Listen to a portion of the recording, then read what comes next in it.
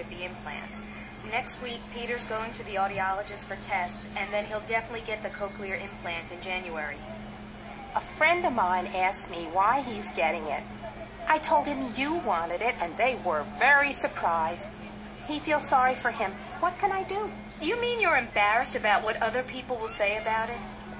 I'm embarrassed because you're making him hearing so he'll speak well. My family is all hearing, and he is the only one who's deaf. His aunts and uncles are all deaf. He has a big deaf family. It doesn't matter. It does matter. I want him to have the opportunity to be anything he wants to be. You're such a lousy daughter.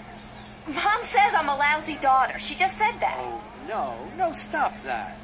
She said I'm a lousy daughter because I want to implant my son. How do you feel? How do I feel? Yes, Dad, how do you feel? Do you think I'm a lousy daughter? No. Who's lousy? Marry my daughter.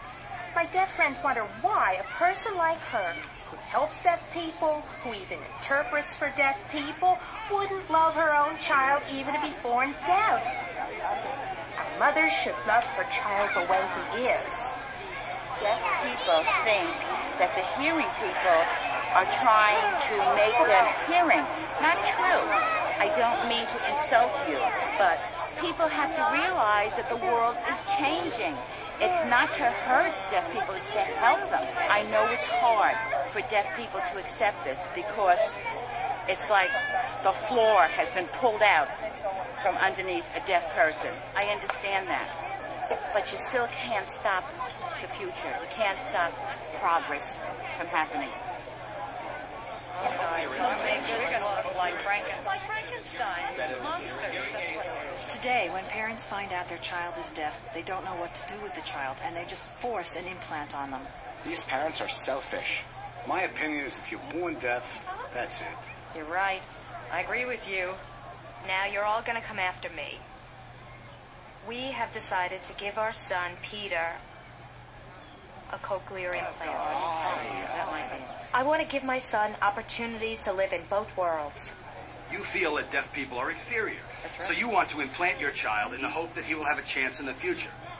Is that what you're thinking? It's not because we think deaf people are limited. It's because the world's view of deaf people makes things more difficult for them. Well, look at me.